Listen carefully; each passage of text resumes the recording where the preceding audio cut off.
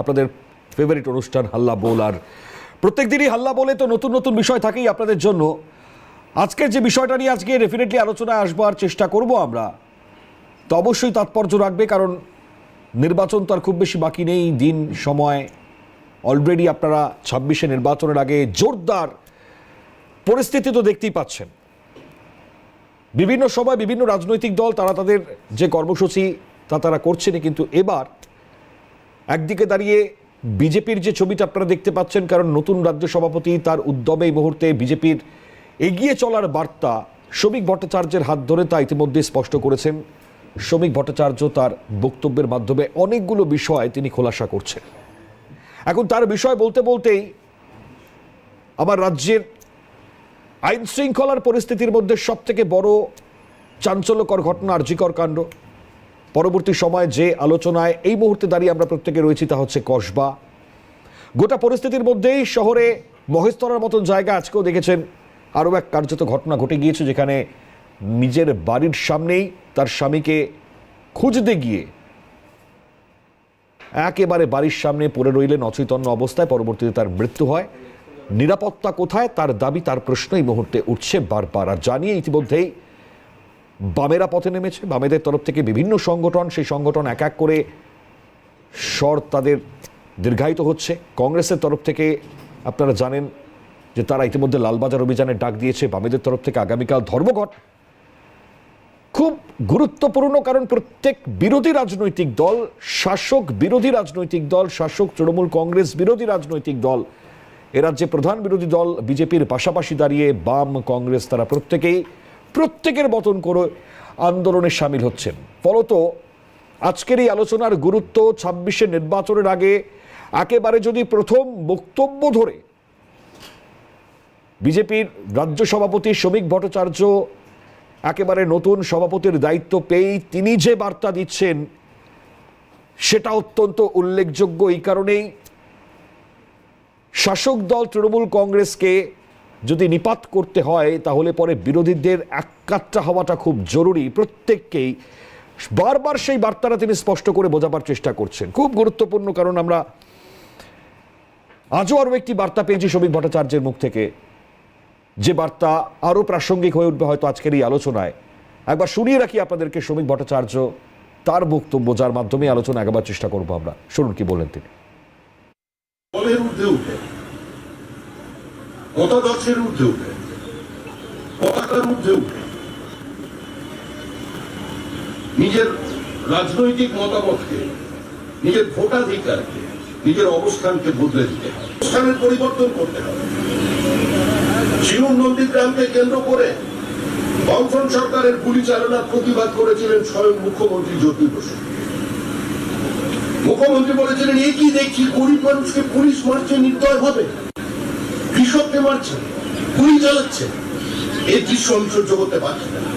বিশ্বাস করি যদি জ্যোতি বসু আজকে বেঁচে থাকতেন, যে মৌলবাদ পশ্চিমবঙ্গে শুরু হয়েছে, রাজনীতিতে যে শব্দচয়ন, যে কথা বলা হয়েছে, 1947-এর 20শে জুনের জ্যোতি বসু, যিনি পরিস্থিতির কারণে, বাঙালির অস্মিতা রক্ষার কারণে, প্রগতিশীল মুসলমানের, ভারতীয় মুসলমানের অধিকার রক্ষার কারণে, মৌলবাদ মুক্ত একটা রাজ্য গঠনের কারণে নিজের মতাদর্শকে দূরে সরিয়ে রেখে, নিজের দলের অবস্থানকে দূরে সরিয়ে রেখে শ্যামাপ্রসাদের আনা প্রস্তাবে তিনি ভোট দিয়েছিলেন।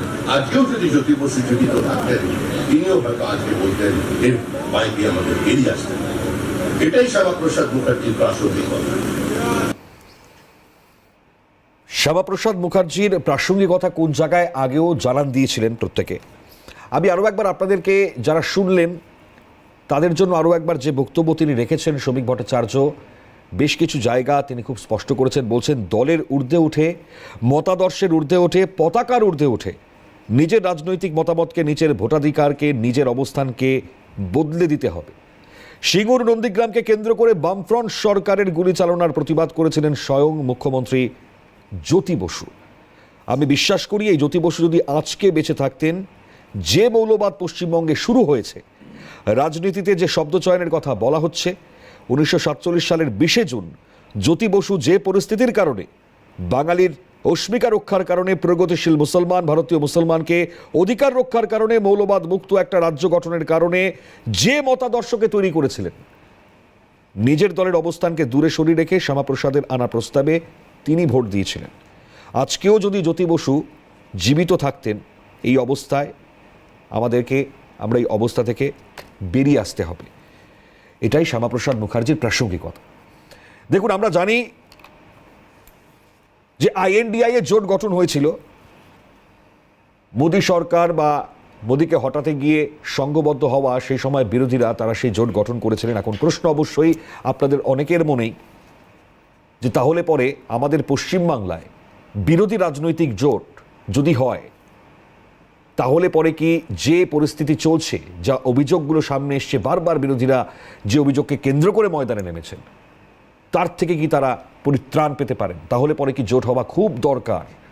যার বার্তা হয়তো শ্রমিক ভট্টাচার্য তার বক্তব্যের মাধ্যমে বারবার স্পষ্ট ইঙ্গিত দিচ্ছেন, নাহলে জ্যোতি বসুর কথা তার মুখে শ্যামাপ্রসাদ মুখোপাধ্যায়ের প্রাসঙ্গিকতার জায়গায় নিয়ে এসে আরও একবার বার্তাটা অবশ্যই আরও একটা মাত্রা যোগ করলো। তাই এই জায়গায় দাঁড়িয়ে আজকের আলোচনা ডেফিনেটলি শুরু করবার চেষ্টা করব যে কি তাহলে পরে সম্ভাবনা, কারণ প্রত্যেকে আলাদা আলাদা করে তাদের রাজনৈতিক এই মুহূর্তে দাঁড়িয়ে যে লড়াই তা শুরু হয়ে যাচ্ছে 26 নির্বাচনের আগে। যারা উপস্থিত রয়েছেন এই মুহূর্তে স্টুডিওতে পরিচয় করাই, আমাদের সঙ্গে রয়েছেন মণিকাঞ্চন পাল, বিজেপি মুখপাত্র। মণিকাঞ্চন দাকে স্বাগত।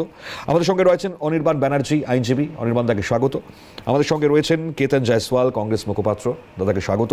আমাদের সঙ্গে রয়েছেন তাপস সিনহা, CPM নেতা দূরাভাষ থেকে। তাপসবাবু, স্বাগত আপনাকেও। আমি ডেফিনেটলি মণিকাঞ্চন দাকে দিয়ে শুরু করবার চেষ্টা করব আজকের এই প্রাসঙ্গিক জায়গায় কি মনে করা হচ্ছে, কারণ নতুন উদ্যম এই মুহূর্তে বিজেপি শ্রমিক ভট্টাচার্যের হাত ধরে, বিজেপি রাজ্য সভাপতির হাত ধরে এগোচ্ছে। বিরোধীরাও তারা বামেদের ডাকে সোমবার অর্থাৎ আগামীকাল ধর্মঘট রয়েছে, 10ই জুলাই কংগ্রেসের লালবাজার অভিযান রয়েছে। কিন্তু এর মধ্যে দাঁড়িয়েও আরও একবার শ্রমিকবাবু যে বার্তাটা দিচ্ছেন সংঘবদ্ধ হবার বিরোধীদের, সেটাকে আপনি কিভাবে ব্যাখ্যা করবেন? দেখুন, বিষয় হচ্ছে যে নতুন উদ্যম না, নতুন ক্যাপ্টেন হলে একটু সাধারণ উদ্যম, কিন্তু আমাদের এই উদ্যম কিন্তু দীর্ঘ 14 সালের পর থেকে ধীরে ধীরে বেড়েছে। আর বাংলার জনগণ মানুষের পাশে, বিজেপির পাশে এসে দাঁড়িয়েছে। যারা বলে যে CPM-এর ভোট, কংগ্রেসের ভোট, TMC-র ভোট, মানুষ যেখানে ভালো কাজ দেখবে সেই জায়গায় ভোট দেবে। সুতরাং কারা প্রতিপক্ষ, কারা নতুন কিছু আনতে পারবে সেই জায়গা মানুষ বেছে নেবে। কিন্তু আমার প্রশ্ন হচ্ছে, যারা বিরোধী আছে বা যারা শাসক দলও আছে, তাদের কাছেও একজন সাধারণ নাগরিক হিসাবে পশ্চিমবাংলার পার্টি সত্তা দূরে সরে রেখে যে গত 50 বছরে আমার পশ্চিমবাংলায় একটা বড় ম্যানুফ্যাকচারিং ইউনিট হয়নি, পারেনি, বামেরাও পারেনি, কিন্তু এরাও যে এসেছে এরাও কিন্তু করতে পারেনি। তার জন্য সর্বপ্রথম হচ্ছে গত তিনটে ইলেকশন জেতার পরেও একটা নির্দিষ্ট ভূমির মানে ল্যান্ড যে রিফর্মসের যে চিত্র সেটা কিন্তু তুলে ধরতে পারেনি। প্রথম উদাহরণ আজকে শ্রমিকদাও বলেছেন যে সম্পূর্ণ উত্তর 24 পরগনা তেলে ভাসছে। 19খানা চিঠি দেওয়া সত্ত্বেও অয়েল মিনিস্ট্রি মানে পেট্রোলিয়াম মিনিস্ট্রি থেকে শুরু করে পিএমও থেকে সিটি থেকেও তাহলেও ঠিকঠাক জমি দিতে পারেনি। 69খানা রেল প্রজেক্ট কাজ বন্ধ হয়ে গেছে, কাজ বন্ধ হয়ে পড়ে রয়েছে, তার জন্য জমি দিতে পারেনি। অর্থাৎ কোনো নির্দিষ্ট ল্যান্ড পলিসি না থাকার জন্য পশ্চিমবাংলার যে সামগ্রিক যে উন্নতিটা, সেই উন্নতি কিন্তু আমরা চোখে পড়ছে না। এই কারণে ভাতার দিকে মানুষ দৌড়াচ্ছে। নাম্বার 2 হচ্ছে যে যেভাবে প্রত্যেকটা বিষয়ে রাজনীতিকরণ হয়েছে। এখানে কমিউনিস্ট লিডার আছেন যে অনিল বিশ্বাস বলেছিলেন রাজনীতির বাইরে কিছু হয় না। তৃণমূল কংগ্রেস আসার পর মানুষ হয়তো ভেবেছিল যে রাজনীতির বাইরে কিছু হবে, কিন্তু সব কিছুতেই যেন রাজনীতি, রাজনেতা ঢুকে যাচ্ছে। এবং সবথেকে দুঃখের বিষয় যে 21-এর নির্বাচনের পরে যেভাবে ভোটে বিরোধী বলতে বিজেপির কার্যকর্তাদের যেভাবে পিটিয়ে মেরেছে, তার দেখেছেন যে একটা যাবজ্জীবন জেল হয়ে গেছে এক স্কুল মাস্টারের, শুধু বিজেপি করার অপরাধে তার মেয়েকে ধর্ষণ করেছে, 50,000 টাকা জরিমানা হয়েছে। তা আপনি চিন্তা করুন কোন জায়গায় দাঁড়িয়ে আমরা ভারতীয় জনতা পার্টির কর্মীরা বিজেপি করছে। সেই অত্যাচার কিন্তু গত 21-এর নির্বাচনের পরে কেউ সহ্য করেনি। এবং তাই শুধু নয়, সুপ্রিম কোর্ট রায় দিয়ে বলছে যে শুধু বিজেপি করার অপরাধে বেছে হিন্দুরা যেহেতু বিজেপিকে ভোট দিয়েছে, হিন্দুদেরকে মেরেছে। একদম এই শব্দ চয়ন ইউজ করে সুপ্রিম কোর্ট তার রায় দিয়েছে যে রাজ্যকে ব্যবস্থা নিতে বলেছে যে ধর্মের ভিত্তিতে কে কাকে ভোট দেবে সেটা দেখে যেন কাউকে অত্যাচার না করানো হয়, এটা দেখা দরকার। যারা বলছেন যে বুথ জ্যাম, বুথ রিগিং কোনো দিন জীবনে দেখেনি, তাপসবাবুরা এমন করে নাটক করছেন যেন জীবনে প্রথম শুনছেন, তারা তো এগুলো উদ্ভাবন করেছেন। এবং আজকে পশ্চিমবাংলায় দাঁড়িয়ে আমি সবাইকে বলবো যে আমরা কি একটা 2026-এ এমন ইলেকশন দিতে পারবো যেখানে শাসক দল তৃণমূল কংগ্রেস এবং বিরোধী দলগুলি বিজেপি, কংগ্রেস এবং সিপিএম সব একসাথে গিয়ে ভোট করাবে, ভোটের দিন কারো একটা ঢিল পড়বে না, কাউকে একটা গালাগালি দেওয়া হবে না, কারো হত্যা হবে না, কারো নারী ধর্ষণ হবে না, কেউ বিধবা হবে না, সেই প্রতিশ্রুতিকে আমরা যে ধারা আমরা দেখতে পেয়েছি সেই ধারা কি দেখতে পারবো? আর একটা বাইনারি বারবার তৈরি করা হচ্ছে, আর একটু বলে শেষ করছি, আর একটা বাইনারি বারবার তৈরি করা হচ্ছে যে রিলিজিয়াস বাইনারি হয়ে গেছে। কিন্তু গত 4-5 বছরও যদি আমি দেখি, বেশি দূরে যাব না, গত 4-5 বছরেও যদি দেখি মারছে মুসলমান, মরছে মুসলমান, বাইনারি করা হচ্ছে বারবার। কিন্তু তাদের মধ্যে 90% যে তৃণমূলের মধ্যে তৃণমূলের যে সন্ত্রাস হচ্ছে, মারামারি হচ্ছে, খুনোখুনি হচ্ছে, বেশিরভাগ ক্ষেত্রে এটা হচ্ছে। এবং সব কিছু ছাড়িয়ে দেখে এই একটা উপনির্বাচন, তাতে না সরকার পড়বে না কিচ্ছু হবে, কোনো ক্ষতি হবে না। সেই নির্বাচনে জেতার যে আনন্দ, একটা মেয়েকে, শিশু কন্যাকে মেরে ফেললো বোম মেরে, একদম আমরা শো করেছি। কিন্তু দুঃখের বিষয় যে এতদিন হওয়ার পরেও যে প্রতিনিধি ওখানে জিতেছিল তৃণমূল কংগ্রেসের, তিনি গিয়ে একবার দেখা করতে পারলেন না তার সাথে। বুঝলাম। তো সুতরাং সেই জায়গায় দাঁড়িয়ে আর তোমার মণিময় তোমার সব কথা ধরে রেখেছে, বিরোধীরা এই করবে, কেউ ধর্মঘট করবে, কেউ অভিযান করবে, সব কিছু করবে। কিন্তু সামগ্রিক যে চিত্র আমরা দেখেছি গত 15 বছরে এবং ঘটনাচক্রে গত 50 বছর ধরে, ওদের 35-34 বছরে যদি ধরে নিই, গত 50 বছরে যে সামগ্রিক চিত্র দেখেছি, শিল্পের উন্নয়ন আর ভোট পরবর্তী মানে বিরোধী দল করতে গেলে, আমি এখন এখানে দাঁড়িয়েও বলছি, যখন সিপিএম ছিল তখন তৃণমূল কংগ্রেস কর্মীদের তখন প্রচুর মেরেছে, খুন হয়েছে, একের পর এক ঘটনা। এখন তৃণমূল কংগ্রেস এসেছে, এখন প্রধান বিরোধী দল বিজেপিকে কীভাবে হত্যা করছে, আজকেও রায় বেরিয়েছে যেভাবে ন্যাজোটে চোখে গুলি করে মেরে দিয়েছিল 3 জন বিজেপি কর্মীকে সন্দেশখালিতে।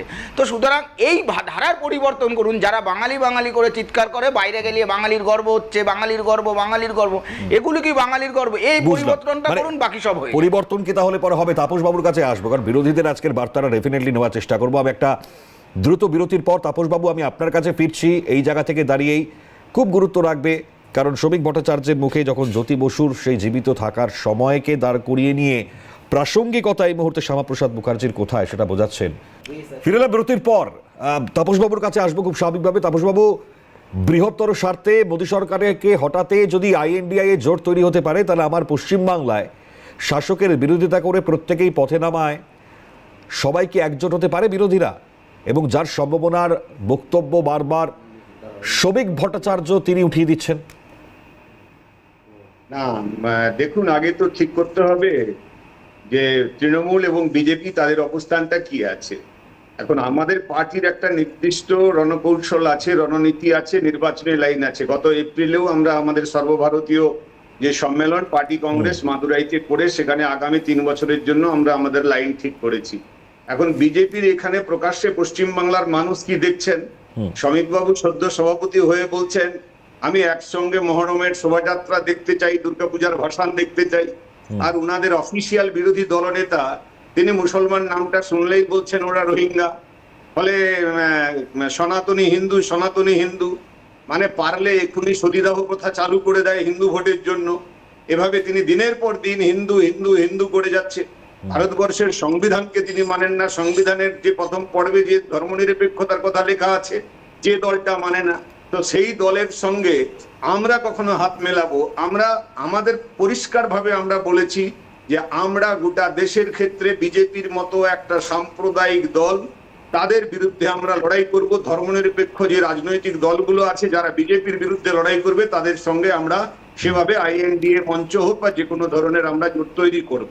আর তাহলে এই বক্তব্যটা তাহলে কিভাবে ধরবো আমি? এই যে 1947 সালের 20শে জুন জ্যোতি বসু যে পরিস্থিতির কারণে, বাঙালির অস্মিকা রক্ষার কারণে, এই যে মতাদর্শ রাজ্যের যে গোটা পরিস্থিতি গঠনের কারণে সেই সময় জ্যোতি বসু সই করেছিলেন, সেই সময় তখনই শ্যামাপ্রসাদ মুখার্জির প্রাসঙ্গিকতা আজকে বোঝা যায়। সেই বক্তব্যটা আজকে টেনে আনছেন তিনি। সময় প্রেক্ষাপট আর আজকের প্রেক্ষাপট তো এক না।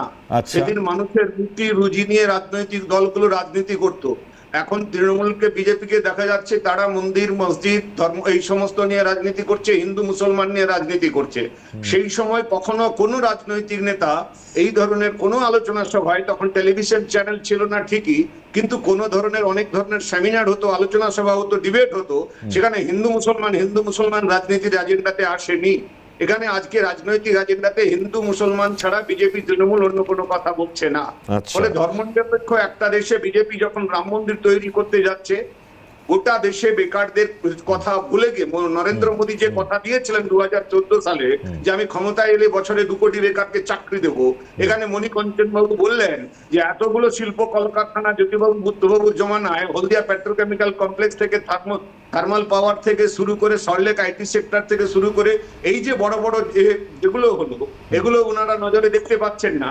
আজকে নরেন্দ্র মোদী গোটা দেশে নিজের নামে একটা গুজরাটের স্টেডিয়াম ছাড়া কি কি ফ্যাক্টরি করেছে, কেন রেলওয়েতে আজকে নিয়োগ বন্ধ হয়ে গেছে, 1,40,000 ড্রাইভারের পোস্ট বাকি, কেন আজকে রেলে গেজেটেড পোস্টে প্রায় 2,60,000-এর বেশি পোস্ট বাকি আছে, কোনো কেন্দ্রীয় দপ্তরে নিয়োগ হচ্ছে না, কেন্দ্রীয় দপ্তরগুলোকে বেসরকারীকরণ করা হচ্ছে। এই জায়গাগুলো সে তো অভিযোগ, কিন্তু আমি বলছি লোকসভা নির্বাচনের আগে যদি INDI এর একটা জোট হতে পারে, আমি বলছি আমার পশ্চিমবাংলায় সেক্ষেত্রে দাঁড়িয়ে এই গোটা পরিস্থিতির প্রশ্নে জোট হবার তাহলে সম্ভাবনাই নেই, তাই তো? বিজেপি আজকে কোন রাজনীতিতে চলছে? আজকে 14 সালে বিজেপি ক্ষমতায় আসার পর থেকে নারদা, সারদা, গরু চুরি, কয়লা চুরি, CBI এর এতগুলো মামলা হয়েছে, একটা মামলার নিষ্পত্তি কেন হয়নি? আজকে মণিকাঞ্চন বাবু, শ্রমিক বাবুরা যদি চান রাজ্য থেকে তৃণমূলকে নাকি বিসর্জন দেবে, আমি দায়িত্ব নিয়ে বলতে পারি নরেন্দ্র মোদী এবং অমিত শাহ এটা চায় না। নরেন্দ্র মোদী, অমিত শাহ এটা চান যে পশ্চিম বাংলায় তৃণমূল থাকবে, আর তৃণমূলকে বিজেপির সঙ্গে আঘাত করে চলতে হবে। কারণ তৃণমূলের বিরুদ্ধে যে ধরনের কেস আছে, ওটা তাসের ঘরের মতো। 16 সালেই যদি নারদা কেলেঙ্কারির সঠিক তদন্ত হতো আর দোষীদের গ্রেপ্তার করা হতো, তাসের ঘরের মতো তৃণমূল ভেঙে যাবে, একটা বাইরে কেউ থাকবে না। কিন্তু ওনারা সেটা পারবেন না। ওনারা যা চান, দিল্লির নেতারা সেটা চান না। ফলে ওনাদেরকে রাজনৈতিক লাইন ঠিক করতে হবে। শ্রমিক বাবু যেটা বলছেন হিন্দু মুসলমানকে নিয়ে একসাথে চলবো, তাকে এটা ডান দিকে দাঁড়িয়ে আছে শুভেন্দু অধিকারী। শুভেন্দু অধিকারী বলছেন না, আমি শুধু সনাতনী হিন্দু নিয়ে চলবো, আমি আবার নতুন করে সতীদাহ কথা চালু করব। এই ধরনের মনোভাব চলছে। মণিকাঞ্চন দার থেকে ছোট্ট রিপ্লাই নিয়ে নি। ওকে, বাংলার মানুষকে বলবো, প্রথম বিষয় হবে না, তৃণমূলকে হটাবে বামপন্থীরা, বাম ধর্মনিরপেক্ষ শক্তি তৃণমূলকে হটাবে, এর দায়িত্ব নিয়ে আমরা বলতে পারি।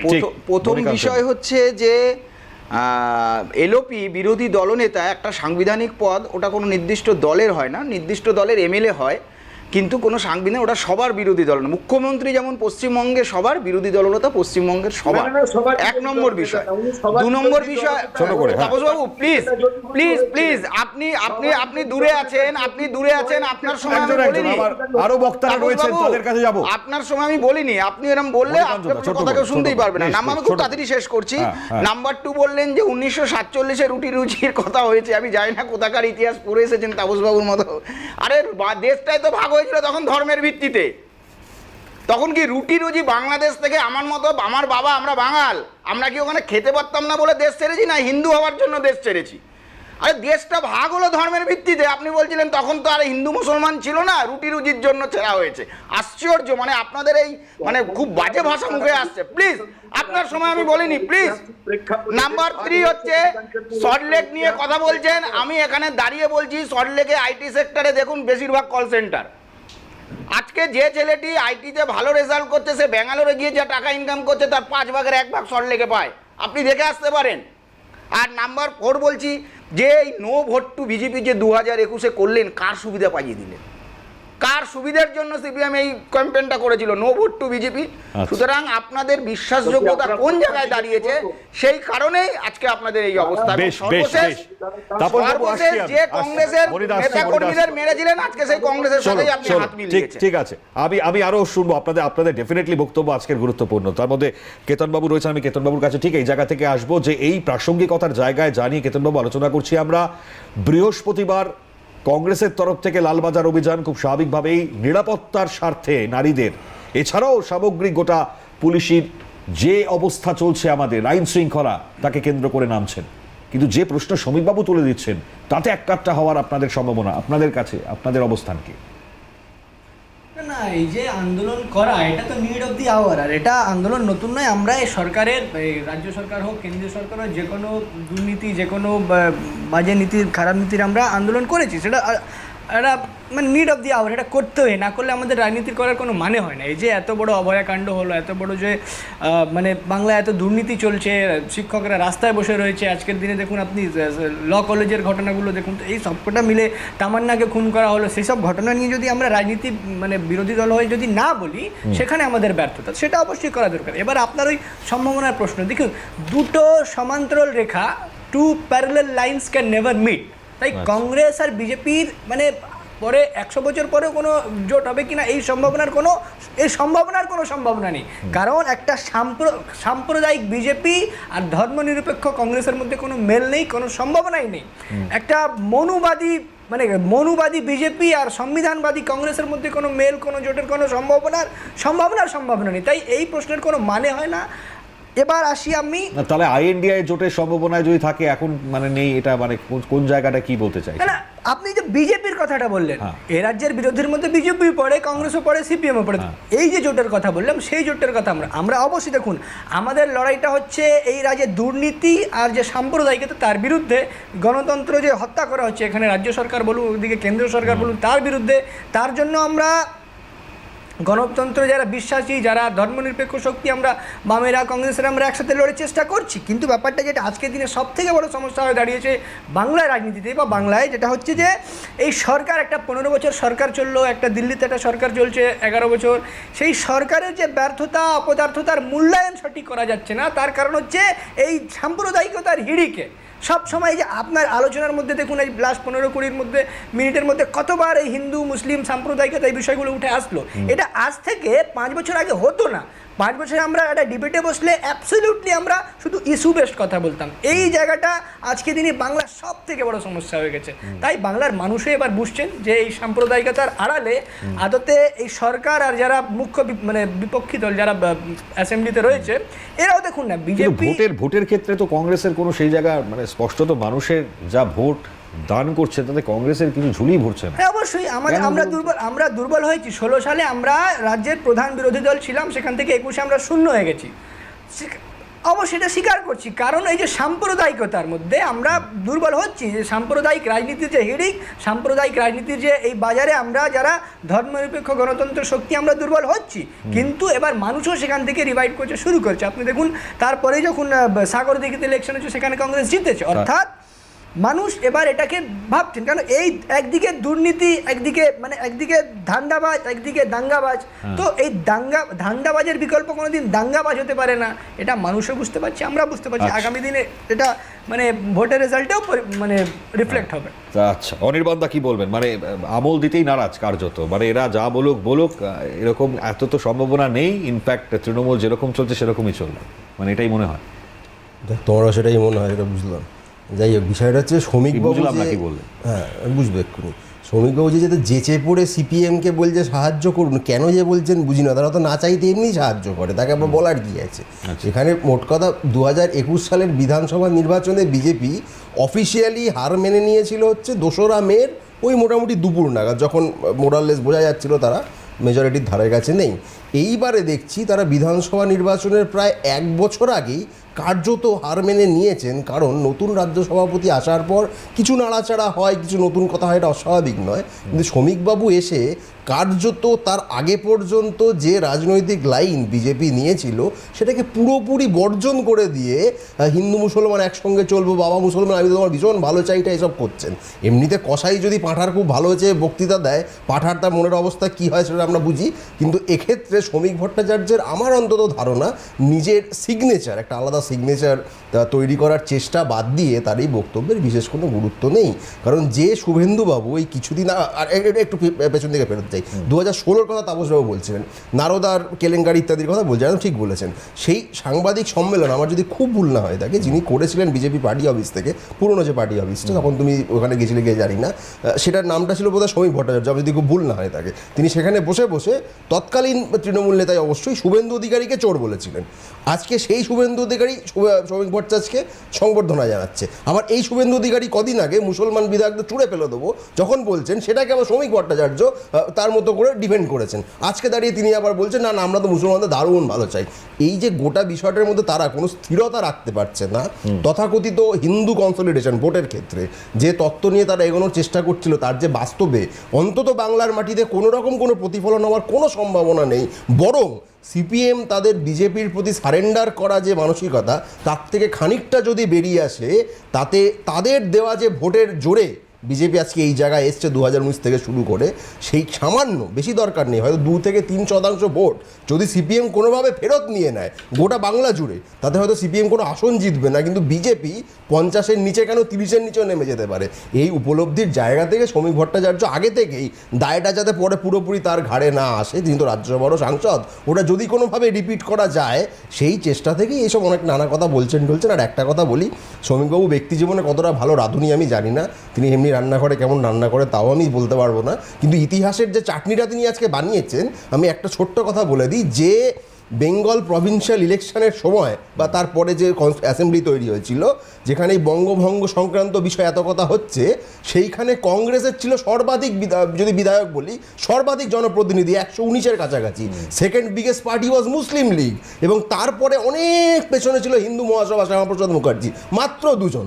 এবং সেই সময় পলিটিক্যাল রেলেভেন্স বা ইম্পর্টেন্সের প্রশ্নে শ্যামাপ্রসাদ মুখোপাধ্যায় বঙ্গভঙ্গের প্রস্তাব দিলেন নাকি মঙ্গল গ্রহে ধান চাষ করার প্রস্তাব দিলেন, ওটা নিয়ে কেউ ভাবতো না, তার কোনো গুরুত্বই ছিল না। যদি আজকে বিজেপিকে এই নির্দিষ্ট বঙ্গভঙ্গে উদযাপন করার জন্য কাউকে কৃতিত্ব দিতে হয়, সেটা তাহলে কংগ্রেস এবং মুসলিম লীগকে দিতে হবে। শ্যামাপ্রসাদকে তখন কেউ পাত্তাই দিত না, তো তার কথা নিয়ে তো লাফালাফির কী আছে? এই জায়গায় দাঁড়িয়ে না জ্যোতি বসু না শ্যামাপ্রসাদ এই যে গুলিয়ে দিচ্ছেন শ্রমিকবাবু, এটা নিজের ইমেজটাকে বাঁচানোর চেষ্টা মাত্র। কার্যত বিজেপি আজকের দিনে আপনি ধরে নিতে পারেন, আপনিও মেনে নিলেন যে তারা হার মেনে নিয়েছে। আমিও মেনে নিলাম। আচ্ছা, এটা আপনার কথা মতন আপনি যেটা বলছেন, ঠিক আছে, চলুন।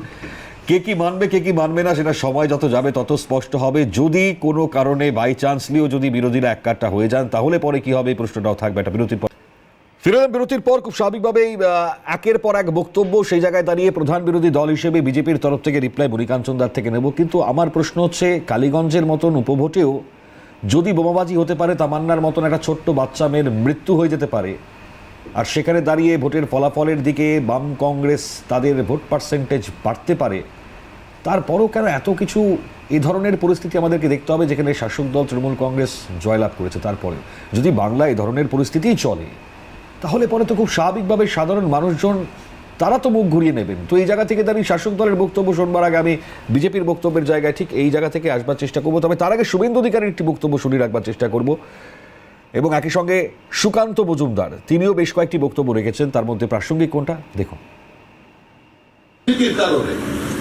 সমুদ্রের মধ্যে সব থেকে গভীর স্থান আছে ম্যারিয়ানা ট্রেঞ্চ, পশ্চিমবঙ্গকে মমতা বন্দ্যোপাধ্যায় সেখানে পাঠাচ্ছেন।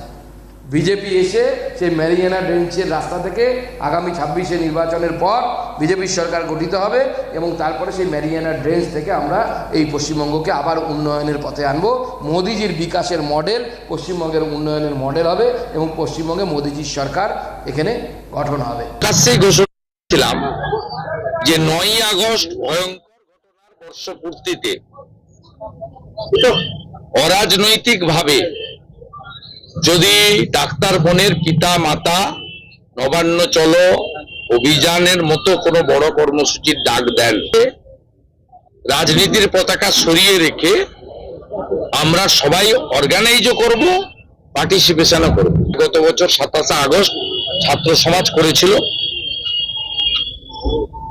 আর সাথে সাথে অরাজনৈতিক ভাবেই নাগরিক সমাজ, যুব সমাজ, ছাত্র সমাজ সবাই এগিয়ে এসে 14ই আগস্টে গতবারের মতো রাত দখলের কর্মসূচিও পালিত হোক বা মাতৃদেবীর ইচ্ছা। এই কর্মসূচি সফল করার কাজে আমার রাজনৈতিক সাথী শুধু নয়, সমস্ত শুভানুধ্যায়ীদের নিয়ে, এবং গতবারে যে ছাত্র সমাজেরা যারা করেছে, গ্রেপ্তার হয়েছে, 109 জন জেল কেটেছে, 109 জন, তাদের মামলা এখনো চলছে। ডাক্তার বোনের পিতৃদেব দিয়েছেন যে আমরা সেই দিন থাকবো। মণিকাঞ্চন এখনো বিচার চাইতে হচ্ছে, খুব স্বাভাবিকভাবে এই বিচারের দাবি খুব স্বাভাবিক। মানে শুভেন্দু অধিকারী তিনি নিজে স্বয়ং সেখানে দাঁড়িয়েও যে বক্তব্য রাখলেন, এবং একই সঙ্গে কালীগঞ্জের এই জায়গায় উপভোটে যেখানে ভোট বাড়তে দেখেছি আমরা বাম কংগ্রেসের, তৃণমূল বিজেপির ভোট কমেছে, তো সেখানকেও প্রাসঙ্গিকতা, নাহলে পরে সেই বোমাবাজির মতন ঘটনা কেন হবে এ নিয়েই প্রশ্ন তুলছিলেন সবাই। না, আমি সবার সময় আসলে বলবেন, আমি যে প্রশ্নটা তৈরি করেছিলাম যে আমি ভারতীয় জনতা পার্টি প্রধান বিরোধী দলের প্রতিনিধি হিসাবে আমি বলছি যে 26-এ এলে সরকারে আসার পর আমাদের প্রথম লক্ষ্য থাকবে যে গত 50 বছরে যে পশ্চিমবাংলার সংস্কৃতি হয়ে গেছে যে ভোট পরবর্তী অবস্থায় বিরোধীদের পেটাও, মার্ডার করো, খুন করো, এই যে পরিস্থিতি গত 21-এর নির্বাচনের পর আরও ভয়ানক রূপ নিয়েছে এবং এক একটা করে সুপ্রিম কোর্ট হাইকোর্টের রায় বেরোচ্ছে। এখানে যারা বসে রয়েছেন তারা কি এই কথাটা নিয়ে কেউ না বললই না যে হ্যাঁ আমরা অন্তত দায়িত্ব নিচ্ছি যে এই ঘটনা ঘটবে না? না, সিপিএম তো করেইছে, অস্বীকার করার জায়গা নেই। আজকে সিপিএম কংগ্রেস জোট হয়েছে, কিন্তু এই কংগ্রেসের নেতাদের ওপরে, কর্মীদের ওপরে কিভাবে অত্যাচার করেছে সবার জানা আছে। তো সুতরাং এই পরিস্থিতি যে হবে না এইটা প্রথম দরকার। ভোট আসবে, ভোট যাবে, কিন্তু যে কালচার, যে সংস্কৃতি তৈরি করা হয়েছে সেইটার পরিবর্তন হবে কিনা তার কথা আগে জবাব দেওয়া উচিত, এটা প্রশ্ন। নাম্বার 2, আরও কতগুলো প্রশ্ন আসলো যে কথায় কথায় মনুবাদ। জানি না কতটা মনুবাদ নিয়ে পড়াশোনা করেছে এরা। মনুবাদ পড়লে ব্রাহ্মণরা ভাববে ওটা ব্রাহ্মণদের বিরুদ্ধে, শিডিউল কাস্ট শিডিউল ট্রাইবের বিরুদ্ধে না। সম্পূর্ণ মনুবাদে মাত্র 10খানা শ্লোক আছে নমশূদ্রদের জন্য, আর বাকি 2130টা শ্লোক আছে ব্রাহ্মণদের জন্য। ব্রাহ্মণরা মনুবাদ অনুযায়ী সুরাপান করতে পারে না, সুরাপান করলে গরম কয়লা গলায় ঢুকিয়ে দেওয়ার নীতি আছে। তো সুতরাং যারা মনুবাদ করে তারা মনুবাদটাই পড়েনি, কোনো ধর্মগ্রন্থই পড়েনি, হিন্দু শাস্ত্রে শুধু গালি দেওয়াটা শিখে গেছে। সেকুলার কান্ট্রি, আচ্ছা পৃথিবীর মধ্যে একটা সেকুলার কান্ট্রি দেখান যেখানে ধর্মের ভিত্তিতে মাইনরিটি কমিশন আছে। একটা সেকুলার কান্ট্রি দেখান যেখানে ওয়াকফ বোর্ড আছে, যেখানে ট্রিপল তালাক চলে, এবং সর্ববিশেষ যে একটা সেকুলার কান্ট্রি দেখান যেখানে সুপ্রিম কোর্টের রায়কে শরিয়ার উপরে যাচ্ছে বলে শরিয়ারকে করার জন্য পার্লিয়ামেন্টে সেশন ডেকে সেটার পরিবর্তন করা হয়, অর্থাৎ শরিয়াকে কনস্টিটিউশনের উপর রাখা হয়। একটা সেকুলার কান্ট্রি দেখান, তারপরে সেকুলারিজম নিয়ে বড় বড় কথা বলবেন। অনির্বাণ বললো অনেক কিছু, যে 2টো এমপি ছিল, কৃষ্ণের তো একা ছিল, আর একদিকে 10 লাখ সৈন্য ছিল, তাও ওই একজন যেখানে গেছিল সেইখানে জিতেছিল। ইনি সেই শ্যামাপ্রসাদ মুখার্জি যে নেহরু লিওকার চুক্তি আমরা ভারতবর্ষ পালন করেছিল, বাংলাদেশ পাকিস্তান পালন করেনি, তার প্রতিবাদে রেজিগনেশন দিয়ে বেরিয়ে এসেছিল, সেটাও এখন ডকুমেন্টেড রয়েছে। সুতরাং সংখ্যাটা ম্যাটার করে না, কত আদর্শ মানে কোন লাইন, সেই লাইনটাকে ম্যাটার করে। যেটা মহাভারতেও দেখিয়েছে, নেহরু লিয়াকত চুক্তির বিরুদ্ধে রেজিগনেশন দেওয়াটাও শ্যামাপ্রসাদ মুখার্জি দেখিয়ে দিয়ে গেছেন। বলছেন শুভেন্দুদা এটা করেছে, শ্রমিকদা বিরোধিতা করেছে। তোমরা তো সিপিএমের নেতাদের কত গালমন্দ, সিপিএম বিরোধিতা ছাড়া টিএমসির কিছু ছিল না, সেই সিপিএম নেতাগুলোকে তো তোমরা নেতা মন্ত্রী করেছো, নকশাল নেতাদের মন্ত্রী করেছো। রাজারহাট নিউ টাউনের আগের এমএলএ নাম পাল্টিয়েছে, যে বাবার নাম পাল্টিয়ে দিয়েছে, তাকে তোমরা মন্ত্রী করেছো। যে রাজারহাটের এমএলএ বলছে যে আমি হিন্দু হয়েছি, দুঃখিত, আমি মুসলমান হলে ভালো হতো, সে তো তোমাদের বহাল তবিয়তে তোমাদের মন্ত্রী রয়েছে। যে একজন বলছে সরকারি নীতি হাম দো হামারা দো, বিধানসভায় দাঁড়িয়ে বলছে না হাম দো হামারা চার, এটা নীতি হওয়া দরকার, তাকেও তোমরা মন্ত্রী করে রেখেছো। সুতরাং নীতিগত বিরোধিতা কোথায়? নীতির কথা তৃণমূল কংগ্রেসের কাছে কোথা থেকে শিখবো? যে দলটি, যে কংগ্রেস তাকে টিকিট দিল, এমপি করলো, মিনিস্টার করলো, পরিচিতি দিল, যুব কংগ্রেসের সভানেত্রী করলো, সেই দলকে ল্যাং মেরে দিয়ে নতুন দল তৈরি করলো শুধুমাত্র মুখ্যমন্ত্রী হওয়ার জন্য। আবার যখন দরকার পড়লো, যে দলকে নীতি আদর্শের বিরোধিতা করে নতুন দল টিএমসি তৈরি করলো, সেই দলের সাথে জোট করে সরকার তৈরি করলো। নীতির কথা কার? টিএমসির কাছে নীতির কথা শিখতে হবে। তো সুতরাং যখন যে বিষয় বলছেন, আমি এগুলো দূরেও, রাজনৈতিক বিতর্ক দূরে সরিয়ে দিয়েও আমি বলতে চাইছি বিরোধীরা অন্তত এই জায়গাটায় আসুক যে সংস্কৃতি ভারতবর্ষের বুকে পশ্চিমবাংলা দেখিয়েছে যে রাজনীতি দল বিরোধী হলেই তাকে মরতে হবে, তাকে ধর্ষিতা হতে হবে, তাকে খুন হতে হবে। এই বিরোধিতা থেকে বেরিয়ে আসুন। মধ্যপ্রদেশে কংগ্রেস আমাদের প্রধান প্রতিপক্ষ অল ইন্ডিয়া বেসিসে, কিন্তু মধ্যপ্রদেশের ইলেকশনে, রাজস্থানের ইলেকশনেও দেখেছি রাস্তার এক ধারে বিজেপি কর্মীরা বসে রয়েছে, নেতারা বসে রয়েছে, আর এক ধারে কংগ্রেস কর্মীরা বসে রয়েছে। সেইটা যদি রাজস্থান করতে পারে, সেইটা যদি মধ্যপ্রদেশ করতে পারে, মধ্যপ্রদেশে দেখেছি বেশি ভোট পেয়েছে বিজেপি, সরকার তৈরি করেছে কংগ্রেস, সেটা যদি ওখানে তাতেও যদি একজনের ঘর বাড়ি ভাঙা না যায়, তাহলে আমার পশ্চিমবাংলায় কারণ হবে? কারণ আমরা তো কোনো সময় বিমারু প্রদেশ ছিলাম না।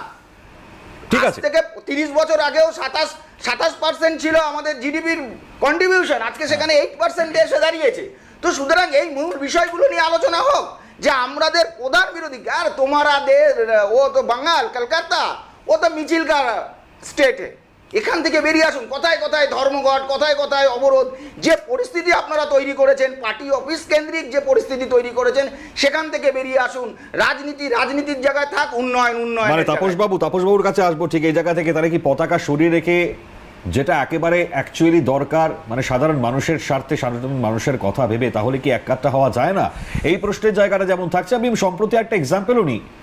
কয়েকদিন আগেই আমরা দেখলাম একজন বাম নেতাকে রাস্তায় ফেলে পেটাচ্ছেন একজন মহিলা তৃণমূল কর্মী, এবং সেই মহিলা তৃণমূল কর্মীর গ্রেপ্তারির খবর এখনো পর্যন্ত পাইনি। সেই বাম নেতাকে বাধ্য হয়ে আদালতের দ্বারস্থ হতে হয়েছে। তার স্ত্রী পর্যন্ত ভয়ে রয়েছেন, তার স্বামীকে বাইরে বার করলে যে কোনো সময় যা খুশি হতে পারে। এটা যদি আমাদের এই রাজ্যের গণতন্ত্রের অবস্থা হয়, তাহলে পরে তো ভয়ঙ্কর। তাহলে পরে কি এক কাট্টা হওয়া যায় না? এই প্রশ্ন অনেকেই তুলছেন। তাপসবাবু, না দেখুন, যেদিন থেকে এই রাজ্যের পরিবর্তন হয়েছে, মাননীয় মমতা বন্দ্যোপাধ্যায় মুখ্যমন্ত্রী হয়েছেন, উনি মুখে বললেন বদলা নয় বদল চাই, আর চারিদিকে নাকি রবীন্দ্রসঙ্গীত বাজবে। ক্ষমতা বদলের সাথে সাথে আমাদের 1500 পার্টি অফিস দখল করা হয়েছে। 1500-র বেশি পার্টি অফিস দখল করে সেখানে তৃণমূল তার ঝান্ডা এখনো পর্যন্ত ঝান্ডা তুলে রেখেছে। কিছু আমরা উদ্ধার করতে পেরেছি, সেটা জনগণকে সাথে নিয়ে আমরা তৈরি করেছি। এবারে আমরা আক্রান্ত হয়েছি জঙ্গলমহলে। শুধু ঝাড়গ্রাম জেলায় প্রায় 300-র কাছাকাছি বামপন্থী কর্মী খুন হয়েছে, আজও খুন হচ্ছে, মিথ্যা মামলা দিয়ে ঘর ছাড়া করা হয়েছে। আর মণিকাঞ্চন বাবু বলছেন বাংলার সংস্কৃতি নিয়ে আলোচনা করার আগে ওনাকে তো ভাবতে হবে যে ত্রিপুরা বিজেপি শাসিত রাজ্যগুলোতে কি হচ্ছে। মিথ্যা মামলা দেওয়া হচ্ছে, বুলডোজার দিয়ে বামপন্থী কর্মীদের ঘর ভেঙে দেওয়া হচ্ছে, ঘর ছাড়া করা হচ্ছে, পার্টি অফিস ভেঙে দেওয়া হচ্ছে। ত্রিপুরাতে গেলে দেখতে পাবেন। উত্তরপ্রদেশে কি আছে? সেখানে মহিলারা নিরাপদ আছে। সেখানে আজকে মুসলিম ছেলে দেখলে তাদেরকে, আমাদের যে মাইগ্রেন্ট লেবাররা যাচ্ছে তাদেরকে রাস্তায় 1 লাখ সহ তাদেরকে পিটিয়ে মারা হচ্ছে। কার মেয়ের বিয়েতে কি মাংস খাওয়ানো হলো তার জন্য তাকে পরের দিন খুন হতে হচ্ছে। ফলে মণিকাঞ্চন বাবু, আগে আমি আলোচনায় বসতাম তখন দেখতাম গোটা দেশের সুন্দর খবর রাখছেন, এখন দেখছি উনি একবারে এখানে সীমাবদ্ধ হয়ে গেছেন। আমি বলছি দেশের স্বার্থকে সরিয়ে রেখে আমার বাংলার জনগণের স্বার্থকে ভাবলে পরে কি এই জিনিসগুলোকে সরিয়ে নীতিগত জায়গা দিয়ে এক হয়ে পরবর্তী সময় এগুলো নিয়ে ভাবনা চিন্তা কি করা যেতে পারে? আক্রমণ হচ্ছে, আমরা তো শুধু এইটুকু বলতে চাই, আমরা শূন্য, আমরা এই রাজ্যের বিরোধী দলনেতা না, আমাদের 77টা এমএলএ নেই, আমাদের একটাও এমএলএ নেই, কিন্তু মানুষের জন্য প্রতিদিন রাস্তায় নেমে লড়াই করছি। কিন্তু বিজেপির যে ক্ষমতাটা ছিল, এত দুর্নীতি। আজকে উনি অভয়ার মা বাবার কথা বলছেন, অভয়ার মা বাবার কেস কারা দেখছে? সিবিআই দেখছে। কেন কিছু খুঁজে পাচ্ছেন না? তালতলা থানার ওসি যে রিপোর্ট দিচ্ছে সেই রিপোর্টটাই সিবিআই কোর্ট করছে। রাজ্য সরকার এখানে বিজেপি তৃণমূলের বিরুদ্ধে কোনো ব্যবস্থা গ্রহণ করতে পারবে না। আজকেও আমি বলছি, অজস্র তথ্য প্রমাণ এবং গোটা রাজ্যের মানুষের কাছে এটা আজকে পরিষ্কার হয়ে গেছে। আর নরেন্দ্র মোদী, এই কথাটা আমি জনসভায় দাঁড়িয়ে বলি, এদেশের সবচেয়ে বড় মিথ্যাবাদী লোকটার নাম মাননীয় নরেন্দ্র দামোদর মোদী। আর কেন বলি, তার ভিডিও যদি শুনতে চান আমাকে সময় দেবেন।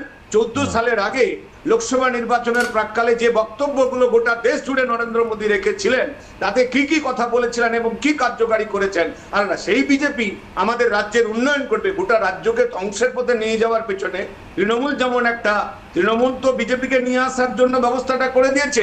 আর তৃণমূলকে লালিত পালিত করে সুন্দরভাবে যত দুর্নীতি হোক না কেন, যত অভয়া হোক না কেন, যত তামান্না হোক না কেন, আজকে ঝন্টু শেখ কাশ্মীরে যে মুসলমান সেনা খুন হয়ে গেল, সে খুন সেও নদিয়ার, তার ডেড বডিটা যখন এলো তখন বিজেপির কেউ একটা ফুল দেওয়ার জন্য গেল না, কেন? সে মুসলমান বলে।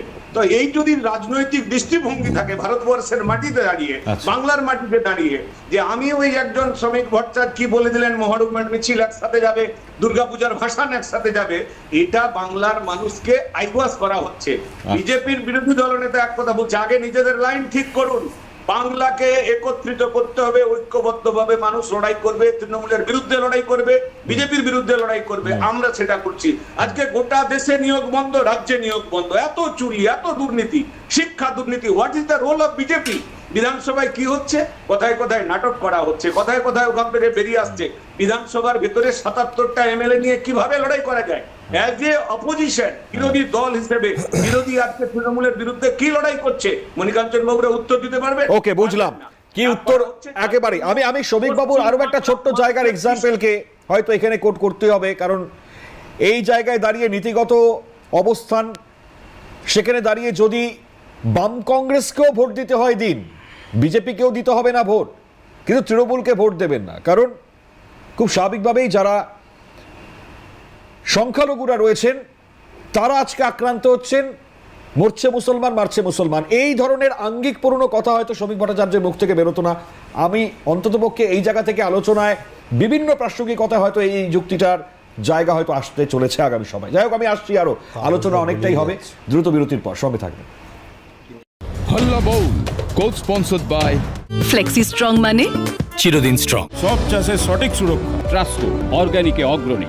লাল বাবা রাইস, স্বাদ ও স্বাস্থ্য একসাথে পাবেন শুধুমাত্র লাল বাবাতে। ব্র্যান্ডেড গানের মেশিনের একমাত্র চয়েস স্ট্রোবনি, ইয়োর হিয়ারিং এইড স্পেশালিস্ট স্ট্রোবনি। Calcutta television network private limited TV মিডিয়াতে কাজের জন্য অভিজ্ঞতা সম্পন্ন দক্ষ অ্যাঙ্কার চাইছে। আগ্রহীরা সম্পূর্ণ বায়োডাটা সহ ইমেল করুন hr@calcatanews.tv।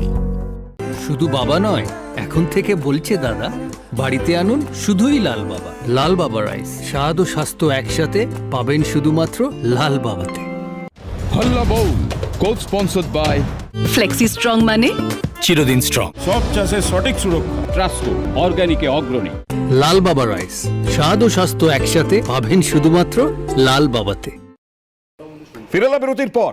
রাজনৈতিক গুরুত্ব, রাজনৈতিক মতাদর্শ, রাজনৈতিক মতপার্থক্য থাকতে পারে, কিন্তু কারোর বিরুদ্ধে যদি এককাট্টা হওয়া যায়, যদি আমার রাজ্যের মানুষের প্রতি যে ধরনের ঘটনা ঘটছে তার বিরুদ্ধে আন্দোলনে নামতে গেলে যদি এককাট্টা বিরোধীরা না হতে পারেন, তাহলে পরে পরিস্থিতির বদল ঘটানো খুব অসম্ভব, এমনটাই মনে করেন অনেকে।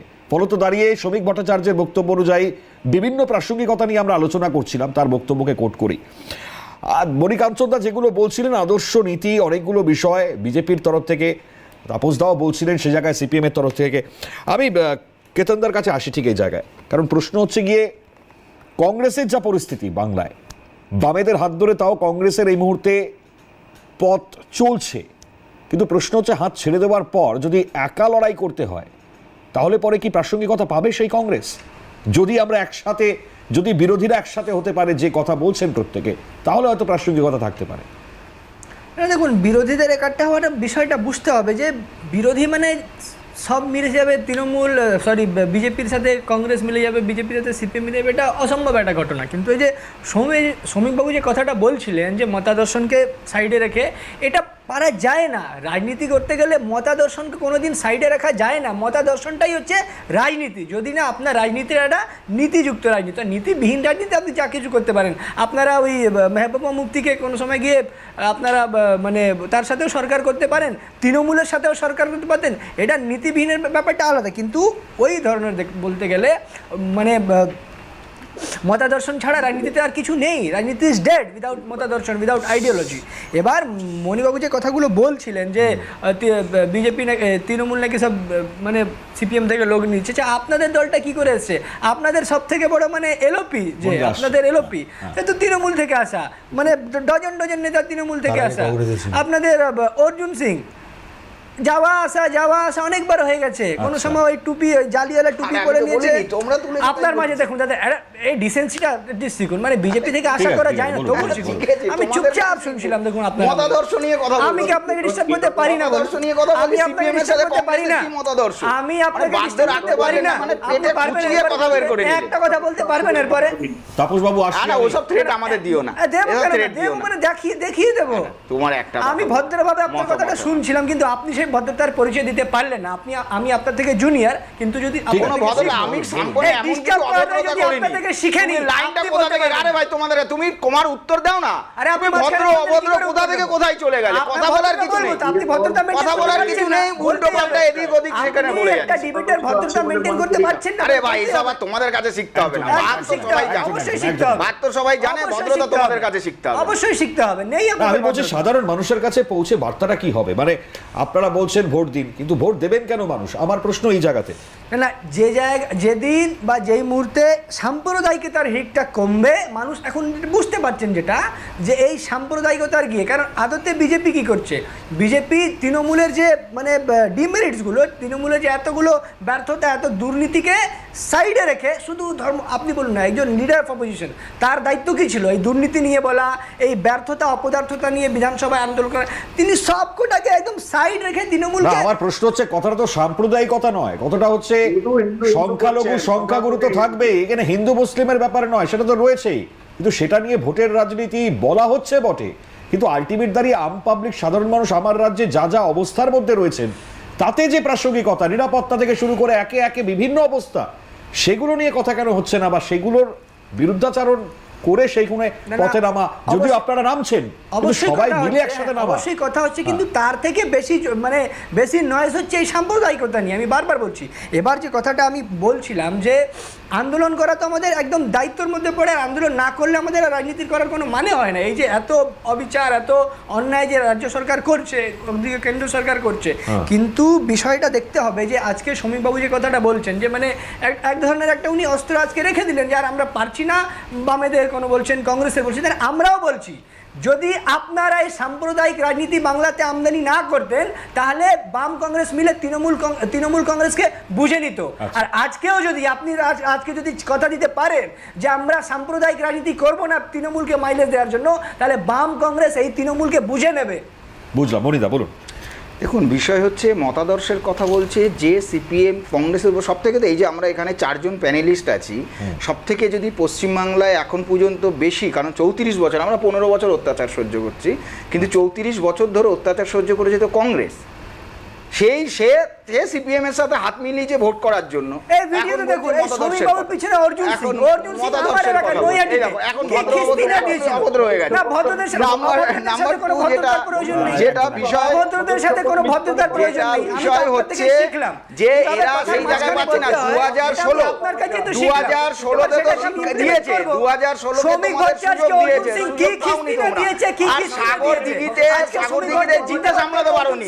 আরে তোমরা তো সব ঘরের নেতা, শ্রমিক ভট্টাচার্য কি কিস্তিতে ঘরের নেতা। আরে আপনারা একসাথে বলছেন, আরে মনিময় তুমি সিপিএম কংগ্রেস একজনকে রাখলে পারতে তো, ওরা তো একটা দলের, ওরা তো দুটো দলের নয়, দুজন মিলে একসাথে বলছে, দিয়েছে আপনাদের কি মিলে একসাথে বলছে। আরে তোমার তো গলায় কই মাছ ঢুকিয়ে দিয়েছে, রক্ত মাখা ভাত খাইয়েছে, গলায় কই মাছ ঢুকিয়ে দিয়েছে, তারপরে তোমরা হাতে দিয়েছে, তোমাদের এত ক্ষমতা, এত লোভ তোমাদের।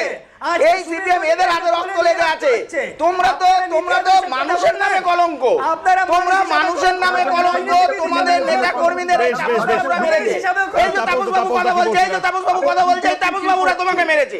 আরে তাপস বাবু আপনারা মেরেছেন কেতনকে, কেতনের পূর্বপুরুষ যারা কংগ্রেস করতো তাদেরকে খুন করেছে, আজকে হাত মিলিয়ে লড়ছেন।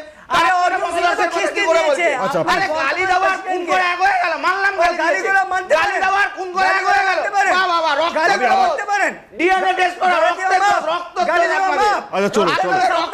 আছে, আপনারা বলে আমাদের ক্যামেরায় বলছি। দেখুন,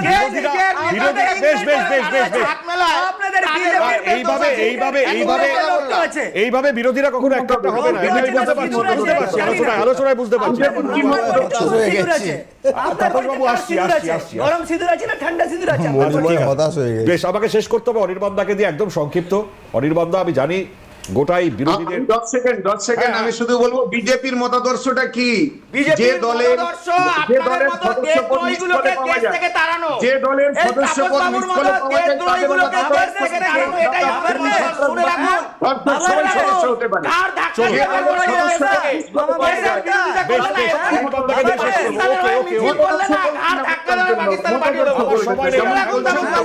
পাকিস্তানের হয়ে মিছিল করলে 61টা ধোলাই খাননি, এবার ধোলাইয়ের সামনাসামনি গেছে, এরপরে ধোলাই খাবে, ঠিক আছে বনিদা, ধোলাই খাবেন এরপরে। অনির্বাণদা 30 সেকেন্ড আপনার জিজ্ঞেস করছে। না, তোমার প্রশ্নের উত্তর তো তুমি দিয়ে দিলে, যে হতাশাটা প্রকাশ করলে এভাবে কি করে সব একজোট হবে। আচ্ছা, ভালোই লাগলো। বিষয়টা হচ্ছে যে আজকে আবারও বলছি, আগেও বলেছি, যে সিপিএম মূলত তারা যদি 1-2% ভোটও তারা ফেরত আনতে পারে নিজেদের ঝুলিতে, তাহলেই বিজেপির 77টা ধরে রাখাই দুরস্ত হয়ে যাবে, 50-এর নিচে তারা নেমে যেতে পারে। এবার বাকিটা যেটা বলছো সব একজোট হবে না, তারা তো একজোট হয়েই আছে। আজকে বিজেপির যে ভোট শতাংশ সেটা পুরোপুরি সিপিএম এর ওপর দাঁড়িয়ে। 19 সালে ঠিক 29% ভোট সিপিএম হারালো, এক্স্যাক্ট 29% বিজেপি গেইন করলো। ওকে, তারপর আমি একদম শেষ করতে হবে, একদম সময় নেই। অরিমান্দা অসংখ্য ধন্যবাদ, মণিকাঞ্চন দা, কেতন দা, তাপস বাবু অসংখ্য ধন্যবাদ প্রত্যেকেই। একটাই বিষয়, কারণ এই জায়গায় আলোচনাতে অন্ততপক্ষে বিরোধীদের বক্তব্য তো আপনারা শুনতেই পেলেন। এখন আগামী সময় বা ভবিষ্যৎ কোন পথে যাবে তার দিকে আমাদের নজর থাকবে। শেষ করছি হাল্লা বল। অন্যান্য সমস্ত খবরের জন্য নজর রাখুন CNN।